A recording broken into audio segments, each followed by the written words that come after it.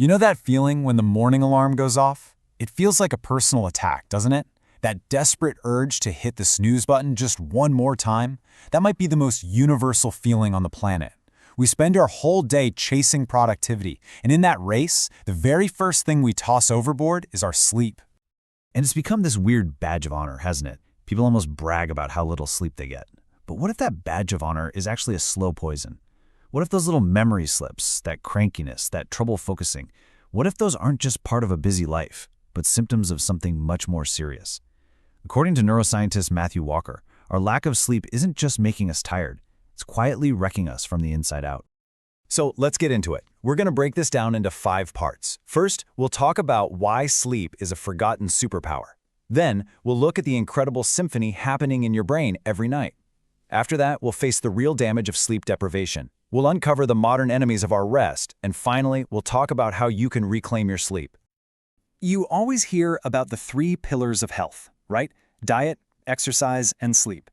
Well, it turns out that's not quite right. Sleep isn't just the 3rd pillar, it's the entire foundation that diet and exercise are built on. You take away good sleep, and the other 2 just fall apart. And really, this is the whole point. Matthew Walker says that the single greatest mistake we've made as a species is treating sleep like it's optional. It's not a luxury you can earn. It's a non-negotiable, biological demand from every single system in your brain and body. Here's a really easy way to picture it. Let's say you spend all day learning something new. I don't know, a new language, a new skill for work. If you don't get a full night's sleep, it's like you worked on a document all day and then just shut the computer down without ever hitting save. That information? Poof, it's gone. Sleep is literally the mechanism that saves new memories. So what is actually going on up there when we're asleep? It feels like the whole system just powers down, but nothing could be further from the truth. Your brain is actually buzzing with activity, conducting this incredibly complex performance with 2 main acts, NREM and REM sleep. Think of it like this. NREM sleep is your brain's deep cleaning crew. They come in, they sort through all the information from the day, file away the important stuff, and do physical repairs on your body. Then you have REM sleep. That's the creative director. REM sleep takes all that filed away info and starts making novel connections, solving problems, and, well, it's also responsible for your wildest dreams. Let's dig into that NREM sleep for a second. During this deep, deep sleep, your brain acts like a librarian. It takes memories from your short-term storage, which is like a small USB stick that fills up fast, and moves them to your long-term storage, which is like a massive, near-infinite hard drive. This is so critical because it frees up that USB stick, getting you ready to learn all over again the next day. And REM sleep, you can think of that as a form of emotional first aid.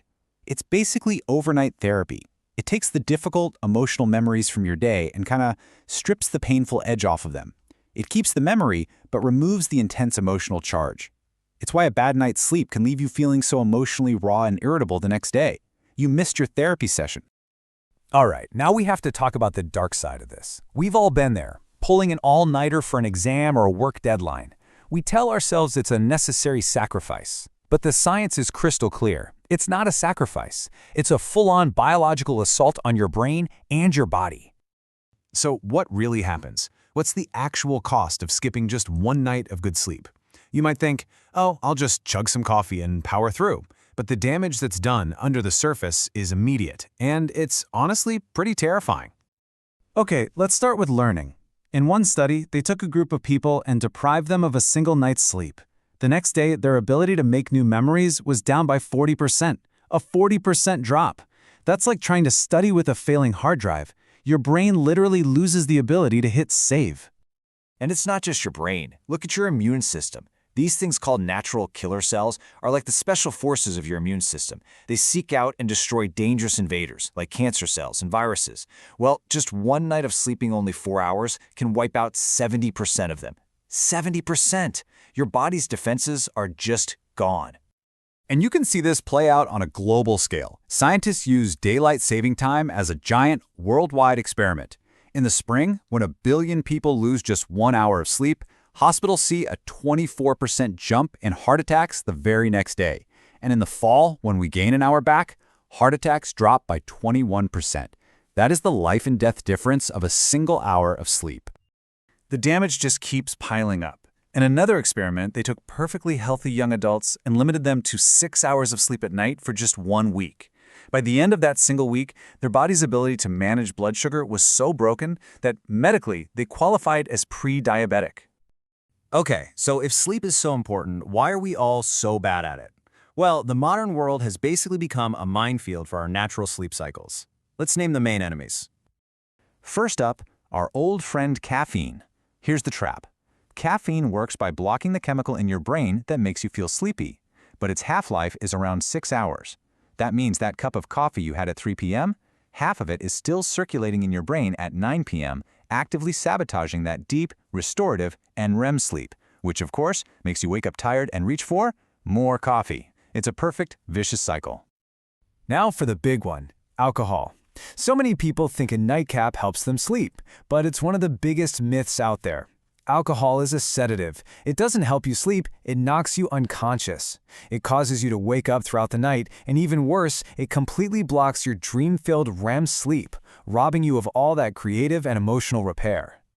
And of course, there's the constant glow from our screens. The blue light blasting out of our phones and laptops is sending a powerful message to our brain. Hey, it's the middle of the day, stay awake! This slams the brakes on the production of melatonin, the hormone that's supposed to signal that it's time to wind down. No wonder we can't switch off. Okay, that was a lot of doom and gloom, but here's the good news. This is not a lost cause. There are very clear, very simple, science-backed ways to fight back and get the sleep you actually need. First things first, though, we have to bust a huge myth. You can't catch up on sleep over the weekend. Sleep is not a bank account. You can't make withdrawals all week and then hope to pay it all back on Saturday. Sleeping in might make you feel a little less groggy, but it does not reverse the damage done to your immune system, your memory, or your heart. When it comes to sleep, consistency is king. So, what do we actually do? Well, the science points to a few key things. Number 1, regularity. Try to go to bed and wake up at the same time every single day, yes, even on weekends. Number 2, temperature and light. Your body needs to drop its core temperature to sleep, so keep your room cool and make it dark, pitch black. That means no screens for at least an hour before bed. And finally, if you're lying awake, don't just stay there stressing. Get up for 20 minutes, do something relaxing in dim light, and then try again.